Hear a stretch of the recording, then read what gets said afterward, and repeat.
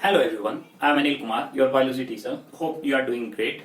This is the first video of your chapter 3rd, Improvement in Food Resources. So improvement का मतलब है enhancement करना, कुछ ना कुछ ज्यादा करना। अब वो improve quantity और quality दोनों में हो सकता है, particularly किसको लेकर, food को लेकर के, और food जिससे हमें मिलता है, यानी कि उसके resource किससे।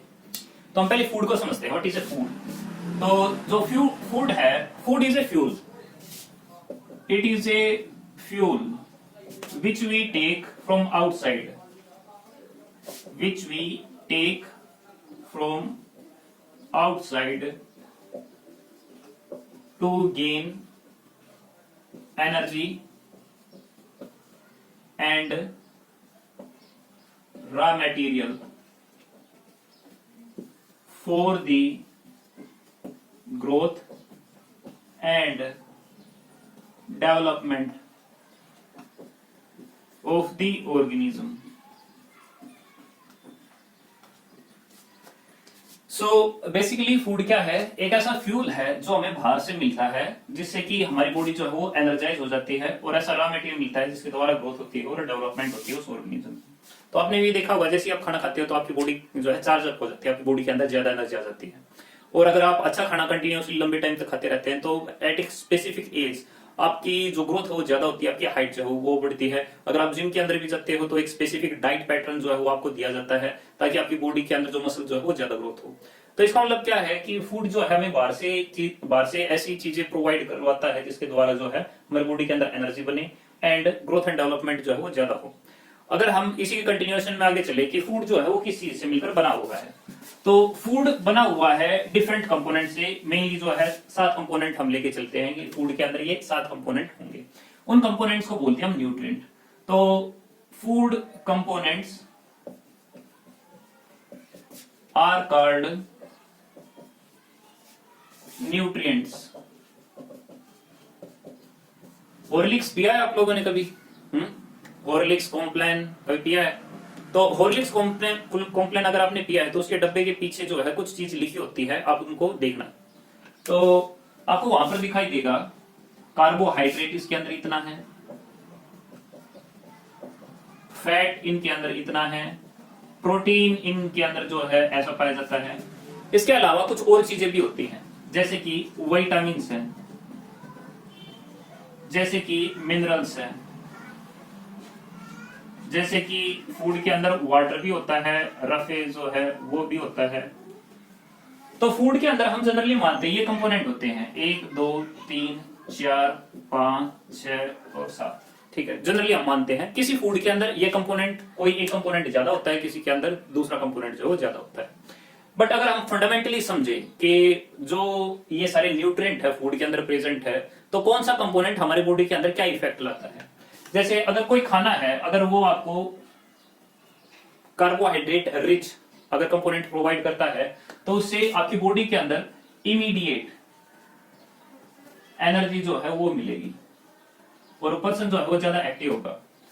अगर फैट उस डाइट के अंदर ज्यादा है, ऑयली फूड अगर ज्यादा है उसके अंदर, तो यहां पर जो स्टोर्ड एनर्जी जो है वो हमें ज्यादा मिलेगी। जैसे कि चर्बी वगैरह है, स्किन के नीचे काफी ज्यादा चर्बी होती है, तो किस वजह से ऑइंटमेंट जो है आपकी बॉडी के अंदर होती है, वो किस वजह से, बिकॉज ऑफ द ऑयल या फिर फैट। अगर हम प्रोटीन को देखें तो अगर किसी डाइट के अंदर, खाने के अंदर अगर प्रोटीन एज ए कंपोनेंट हो, अगर वो काफी ज्यादा है, तो it will build your body, आपकी मसल जो है वो ज्यादा बनेगी। Build your muscle. Vitamins minerals की बात करें तो इनका भी काम रेगुलेशन का होता है, और इनका काम भी जो है वो रेगुलेशन का होता है। विटामिन्स जैसे कि vitamin A, vitamin B, vitamin C, नाम सुना होगा आपने। तो ये जो है एक पार्ट होते हैं फंक्शन करने के लिए और रेगुलेशन में जो है काम करते हैं। मिनरल्स एग्जांपल, मिनरल्स जैसे कि आयरन हो गया या फिर कैल्शियम हो गया, ये भी इंपॉर्टेंट कंपोनेंट है, ये भी रेगुलेशन काम करते हैं।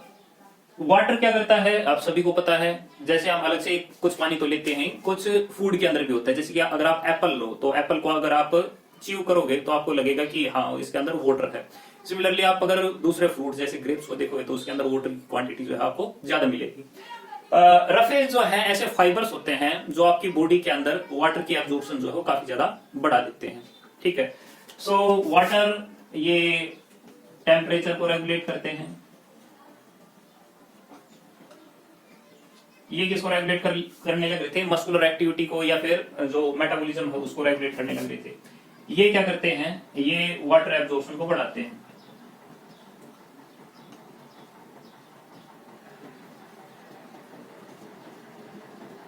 एक चीज आपको याद रखनी है अभी कि हमारी बॉडी के अंदर अगर ये चीज होने लग रही है तो इसके पीछे एक बड़ा सिंपल सा कारण है कि हमारी बॉडी के अंदर जो ढेर सारे सेल है उनके अंदर रिएक्शन जो होती है वो पानी के अंदर होती है। अगर पानी के अंदर होती है तो उनको जो है साइटोप्लाज्म के अंदर वाटर जो है वो बनाए रखना होगा। अगर वाटर बनाए रखना है तो इसी वजह से रफेज की अमाउंट जो है वो ज्यादा होनी चाहिए। वैसे भी डाइजेशन के लिए रफेज जो ज्यादा होना चाहिए। आपने सुना भी होगा कि जैसे आप खाना खाते हो तो ककड़ी वगैरह जो है या फिर खीरे जो है वो ज्यादा जो है खानी चाहिए, बिकॉज इट कंटेन्स रफेज। ठीक है। सो अगर हम फूड को देखें कि हमें ये कार्बोहाइड्रेट, फैट और विटामिन कहां से मिलते हैं, तो मेनली जो रिसोर्स है वो दो हैं। एक जो रिसोर्स है वो है प्लांट, तो एक तो हमें फूड मिलता है प्लांट से और एक हमें फूड मिलता है किससे, एनिमल से। तो हम पहला पार्ट करेंगे जिसके अंदर हम देखेंगे फूड एज ए प्लांट। तो पहले हमें प्लांट के बारे में पता होना चाहिए कि प्लांट जो है किस टाइप के होते हैं। तो आपने पढ़ा भी होगा, प्लांट आर ऑटोट्रोप्स। ऑटोट्रोप्स। अब ऑटोट्रोप्स का मतलब क्या है, ऑटो का मतलब बायोलॉजी को जब भी पढ़े ब्रेक करके पढ़े, ऑटो का मतलब सेल्फ और ट्रोप का मतलब है न्यूट्रिशन यानी फूड। यानी कि plants are the organism which make their own food without the help of other organism, या खुद की हेल्प से जो खाना जो बना लेते हैं, बाहर से जो CO2 वाटर लेते हैं और सनलाइट की हेल्प से अपना खाना खुद बना लेते हैं। तो प्लांट्स जो है वो अपना खाना खुद बना लेते हैं और इसी वजह से हम प्लांट को जो है ज्यादा ग्रो भी करते हैं because of the autotrophic nature. तो अगर हम एक फील्ड के अंदर अगर प्लांट ग्रो करते हैं तो उसको हम कह देते हैं क्रॉप प्लांट। तो क्रॉप प्लांट का मतलब क्या हो गया, क्रॉप प्लांट का मतलब है कि plant that grow in crop field कहते हैं। तो डिफरेंट टाइप के क्रॉप फील्ड जो है वो हम देखेंगे अभी। So basically there are 3 categories of crop. एक जो क्रॉप है वो फूड क्रॉप है जो खाने काम आती हो। दूसरी क्रॉप फूडर है, यानी एक ऐसी क्रॉप है जिसको हम एनिमल्स के लिए उसका चारा देने काम आते हैं। थर्ड जो है कमर्शियल क्रॉप है। जो कमर्शियल क्रॉप है वो जनरली लेने देने के काम में और दूसरे बेवरेज के अंदर और कपड़े बनाने के अंदर जो काम जो है वो आते हैं। जो हम खाते हैं अगर हम उनकी कैटेगरी बनाए तो उनकी भी अलग अलग टाइप की क्रॉप हो सकती है। जैसे कुछ सीरियल्स है, जैसे वीट हम खाते हैं, चावल हम खाते हैं, जो है वो भी हम खाते हैं। सो ये सीरियल्स हैं, है तो क्रॉप ही, फील्ड क्रॉप है, लेकिन हम इनको रोटी और वैसे चावल जो है वैसे खाते हैं, तो इसी वजह से हम लोग कहते हैं सीरियल्स। दूसरी कैटेगरी जनरली जो सीरियल्स जो है वो कार्बोहाइड्रेट होते हैं एंड कार्बोहाइड्रेट जो इमीडिएट एनर्जी जो है वो प्रोवाइड करते हैं। इसी वजह से जब भी आप सुबह खाना खाए तो उसके अंदर रोटी जो है या चावल जो है वो जरूर ले, because it contains carbohydrate. Understanding में आपको बता दूं, कार्बोहाइड्रेट भी अलग अलग टाइप के होते हैं, कुछ कॉम्प्लेक्स होते हैं, कुछ सिंपल होते हैं। सीरियल्स ये कॉम्प्लेक्स कार्बोहाइड्रेट जिससे कि अगर आप खाओगे तो होल आउट जो डे जो है थोड़ी थोड़ी अमाउंट में जो एनर्जी जो है वो टूटती रहेगी और आपका जो दिन जो है वो रिलेटिवली बेटर रहेगा। तो यानी कि रोटियां चावल वगैरह जो है रेगुलरली खाना चाहिए, ऐसा नहीं है कि आप फास्ट फूड जो है ज्यादा खाएं। सेकंड भाई पल्सीज अगर हम देखें तो पल्सीज के अंदर जो दालें आ जाती है, जैसे चना हो गया, मूंग होगी, उड़द की दाल होगी, तो इनको हम कहते हैं कि ये पल्सीज हैं एंड इनसे जो है प्रोटीन मिलता है। एंड प्रोटीन का फंक्शन क्या है, बॉडी को बिल्ड करना है ना। इस तरीके से ऑयल के सीड्स होते हैं, ऑयल सीड होते हैं, जो ऑयल सीड है उनसे हमें ऑयल मिलता है। एंड जैसे कि मस्टर्ड है, जैसे कि सनफ्लावर है, तो मस्टर्ड का भी अलग से ऑयल बनता है, सनफ्लावर का भी अलग से जो है ऑयल बनता है, जिसके द्वारा जो है हम खाना जो है तलते हैं। तो ये इनसे हमें क्या मिलता है, फैट जिससे कि चर्बी जो है ज्यादा बनती है, स्टोर्ड एनर्जी मिलती है। स्किन के अंदर जो ऑयलीनेस जो है वो इसी वजह से होता है। फ्रूट एक डिफरेंट टाइप की क्रॉप है, जनरली फील्ड के अंदर ही हम उगाते हैं। तो है तो ये सभी crop, but apple and mango are quite different as compare to अगर आप वेजिटेबल्स को देखो तो वेजिटेबल्स जैसे कैरेट, टोमेटो, कैबेज होगी, और भी डिफरेंट टाइप की वेजिटेबल होती हैं। सो बेसिकली ये विटामिन प्रोटीन्स जो है वो देती हैं, दोनों जो है सेम है। ऐसा नहीं है कि ये इसके लिए भी है, ये इसके लिए भी है, ऐसा नहीं है कि ये कार्बोहाइड्रेट ना देती हो, प्रोटीन ना देती हो, बट रिलेटिवली अगर हम कंटेंट देखें तो विटामिन मिनरल जो है इनके अंदर ज्यादा पाया जाता है एंड ये रेगुलेशन में काम आती है। इसी वजह से आप देखते भी होंगे कि जो पर्सन ज्यादा फ्रूट खाते हैं उनकी बॉडी ज्यादा रेगुलेटेड होती है, ज्यादा वो एक्टिव होते हैं।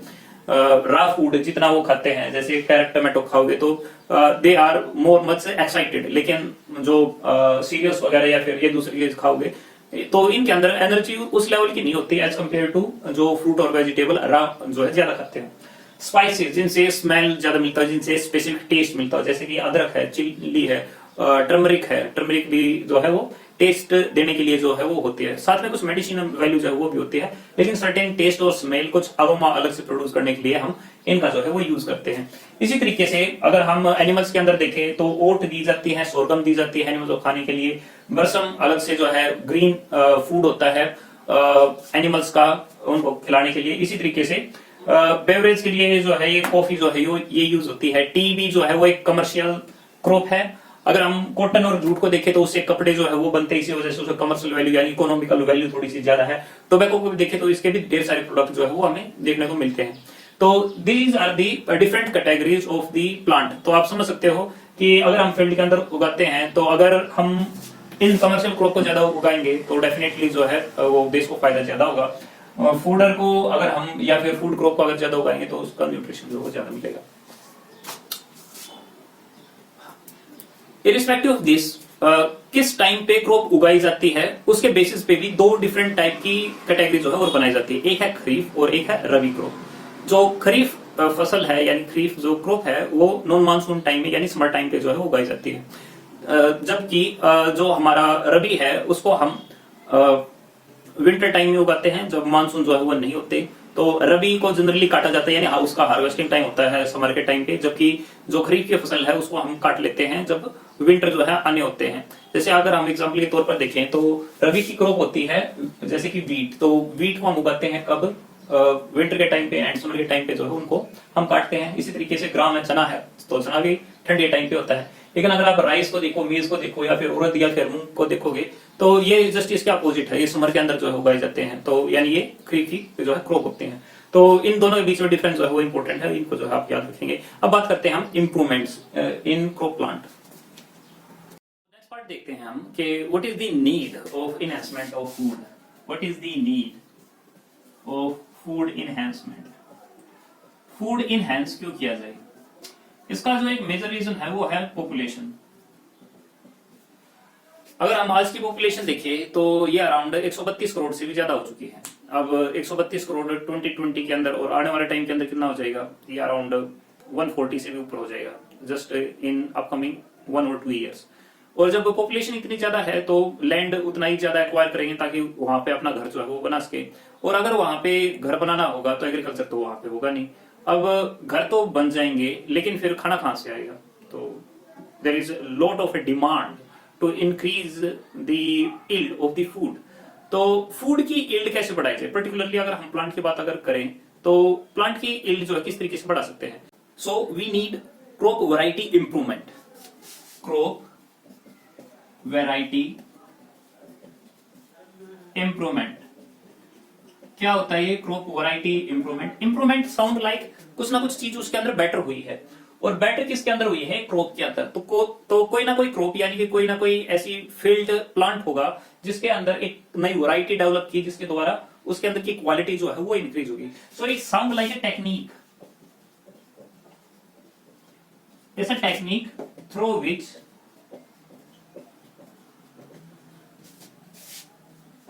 different desirable characters of different plants brings into one plant। तो एक प्लांट के अंदर हम मल्टीपल अच्छे करैक्टर अगर डाल दें, अब मल्टीपल अच्छे करैक्टर यानी कि हमने क्या तो दिया desirable character, but what are desirable character.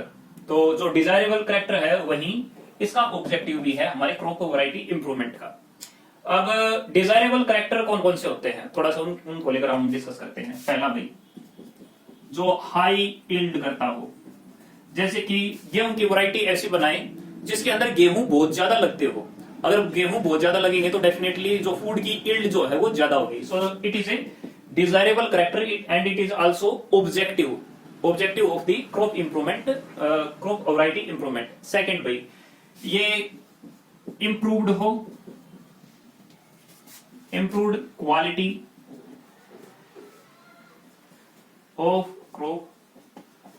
देखो फूड तो बढ़े, इसमें तो कोई डाउट नहीं है, बढ़ना ही चाहिए, लेकिन उसके साथ में क्वालिटी भी तो बढ़नी चाहिए। उसके अंदर जो है कार्बोहाइड्रेट, विटामिन फूड जो है वो भी तो उसके अंदर ज्यादा होना चाहिए। ऐसा ना हो कि हम बना तो दे बहुत सारे प्लांट एंड उनके अंदर फ्रूट भी बहुत ज्यादा लगे, लेकिन उनका अगर टेस्ट अच्छा होगा ही नहीं तो उसको खाएगा कौन, है ना। तो इसका मतलब क्या है, हाई यील्डिंग फूड जो है, वैरायटी जो है वो तो हमें बनानी है ही, उसके साथ साथ में उनकी जो क्वालिटी है वो भी ज्यादा अच्छी होनी चाहिए। थर्ड भाई अडेप्टेबिलिटी। हमारा जो प्लांट होता है वो जनरली एक पर्टिकुलर एरिया के अंदर ही ग्रो कर सकता है। अगर उस एरिया से अगर दूसरे एरिया पे लेके जाएंगे तो डिफिकल्ट है कि वो जो है वो ग्रो कर सके। तो हमें किस टाइप की वैरायटी बनानी चाहिए, हमें इस टाइप की वैरायटी बनानी चाहिए जिसमें अगर वो सीड अगर दूसरे एरिया में जाता है तो वहां पे जाके जो है उसके अंदर जो है ग्रोथ अच्छे से जो है हो सके। तो यानी कि अडेप्टेबिलिटी जो है उसके अंदर होनी चाहिए। Varieties resistant to abiotic and biotic stress. Biotic abiotic के अंदर क्या फर्क है, थोड़ा इस चीज को देखो भाई। पहले तो वर्ड को देखिए, एबायोटिक, बायो का मतलब होता है लिविंग ऑर्गेनिज्म, ए लग गया यानी कि नॉट, यानी कि नॉन लिविंग के द्वारा वो जो है अफेक्ट नहीं होना चाहिए। इसका मतलब अगर हम क्रॉप कोई अच्छी बनाए तो वो अच्छी ऐसी होनी चाहिए कि अगर उसको कम पानी मिले तो भी वो जो है जर्मिनेट करके जो है नया प्लांट जो है आराम से बना दे। अगर हीट अप ज्यादा होने लग रही है तो वो समहाउ जो है अडप्ट हो सके। सैलिनिटी अगर यानी कि साल्टीनेस अगर ज्यादा है उस एरिया के अंदर तो फिर भी जो है वो ग्रो हो जाएगी।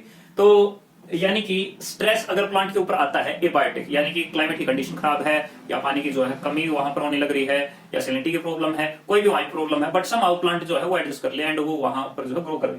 बायोटिक स्ट्रेस यानी कि बायो यानी कि लिविंग, तो बायोटिक स्ट्रेस का हो सकता है कि पैथोजन सर्टेन बैक्टीरिया के या फिर जो वायरस है वो अगर अटैक करेगी तो प्लांट जो है वो जल्दी जो है बीमार जो है वो ना हो। ठीक है, तो हम प्लांट कुछ इस टाइप का बने जिसके अंदर जो है रेजिस्टेंस ज्यादा हो। एक पॉइंट और ले लेते हैं, अर्ली मैच्योरिटी। प्लांट हम किस टाइप का चाहते हैं, हम ऐसा प्लांट चाहते हैं जिसके अंदर मैच्योरिटी टाइम जो है वो कम हो। अगर मैच्योरिटी टाइम कम होगा तो इमीडिएटली उसके ऊपर सीड भी लग जाएंगे, इमीडिएटली जो है वहां पे फूड जो है वो भी हमें ज्यादा अवेलेबल होगा। कुछ और भी एग्रोनॉमिकल करेक्टर होते हैं जो हम चाहेंगे कि वो भी हो, जैसे उनकी हाइट रिलेटिवली कम हो। जो डिफरेंट करेक्टर्स हैं हम उनको किस तरीके से एक ही प्लांट के अंदर ला सकते हैं। तो अगर हम केवल एक प्लांट के अंदर चाहते हैं तो वो कैसे हो सकता है। तो देखिए मम्मी जो है वो ब्यूटीफुल है, फादर अगर हम देखें तो वो रिलेटिवली इंटेलिजेंट है। तो अगर एक फीमेल जो ब्यूटीफुल है और एक अगर मेल है वो अगर इंटेलिजेंट है एंड दे गेट मैरिड, तो उनका जो बच्चा होगा तो क्या लगता है कैसा होगा। तो इट्स मोर प्रोबेबली जो है वो हो सकता है कि वो इंटेलिजेंट भी हो एंड ब्यूटीफुल भी हो। तो ऐसा किस वजह से, क्योंकि पेरेंट जो है उसके इस टाइप के थे। तो दो डिफरेंट कैरेक्टर थे, दो डिफरेंट इंडिविजुअल के अंदर थे, but because of the mating दोनों के कैरेक्टर जो है एक के अंदर आ गए। तो लेट्स से हमारे पास एक प्लांट है and that is disease resistance.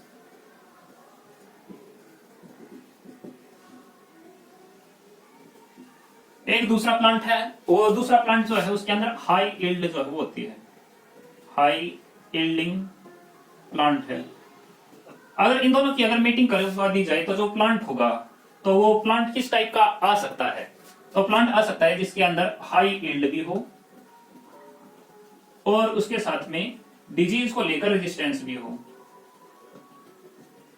तो अगर उसके अंदर ऐसी चीज होगी तो जो प्लांट जो है वो बना तो एक, लेकिन उसके अंदर डिफरेंट जो प्लांट है उसके करेक्टर आ गए। कुल मिला के जो हमारा कॉन्सेप्ट था कि जो डिजायरेबल करेक्टर है, डिफरेंट डिजायरेबल करेक्टर जो डिफरेंट प्लांट के अंदर है, हम उनको इकट्ठा करके एक ही प्लांट के अंदर डाल दें। अगर हम इस टाइप का काम करते हैं तो इस टेक्निक को बोलते हैं हम हाइब्रिडाइजेशन। हाइब्रिडाइजेशन, हाइब्रिडाइजेशन या फिर सेशन जो है वो भी हम बोल देते हैं, दोनों चीज जो है वो सेम है। तो हाइब्रिडाइजेशन क्या है, making of selected parent to give high quality offspring।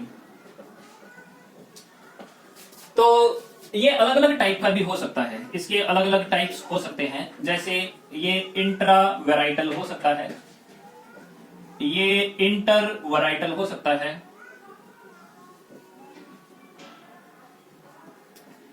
Intergenic भी हो सकता है।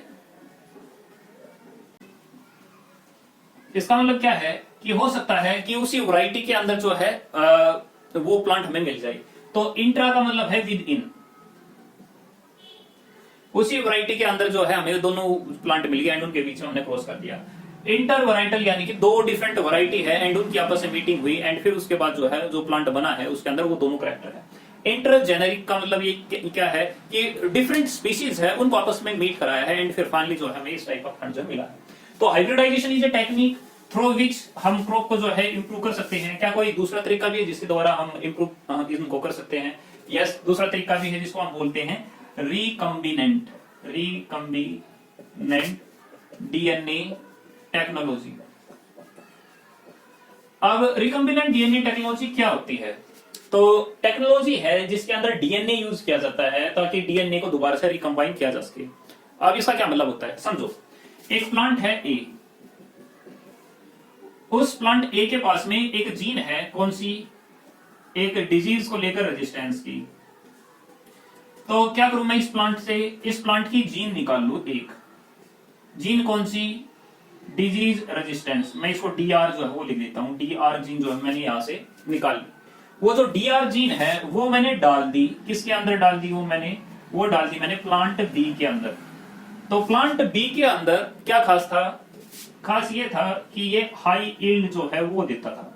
तो अब उससे जो प्लांट बनेगा उसको हम कहेंगे प्लांट सी, क्योंकि जो प्लांट सी होगा उसके पास में कैरेक्टरिस्टिक होंगी कौन सी? हाई यील्ड की भी और डिजीज रेजिस्टेंस की भी। तो यहां पर मैंने मीटिंग नहीं की, यहां पे मैंने क्या किया है, मैंने एक प्लांट लिया और उससे केवल वो जीन निकाल ली जो डिजीज को लेकर रेजिस्टेंस थी और वो जीन डाल दी मैंने प्लांट बी के अंदर। तो अब जो बी प्लांट है वो अब नॉर्मल नहीं, वो अब जेनेटिकली मॉडिफाइड हो गया है। तो यानी प्लांट सी बन चुका है जिसके अंदर हाई यील्ड भी है और डिजीज का रेजिस्टेंस भी है। पहले वाले में हमने क्या किया था, दो डिफरेंट पेरेंट लिए थे, उनके अंदर नॉर्मल क्रॉसिंग की थी। लेकिन इसके अंदर क्या किया कि प्लांट ए की है, दूसरे प्लांट की सिर्फ हमने एक जीन निकाली है और जीन हमने बी प्लांट के अंदर डाल दी है। तो उससे जो प्लांट बनता है हम उसको बोलते हैं GMO. What is GMO? Genetically modified organism. अगर ये कोई क्रॉप है तो हम जेनेटिकली मॉडिफाइड क्रॉप जो है वो भी कह सकते हैं। इनसे जो हमें फूड मिलेगा हम उसको कहेंगे जेनेटिकली मॉडिफाइड फूड।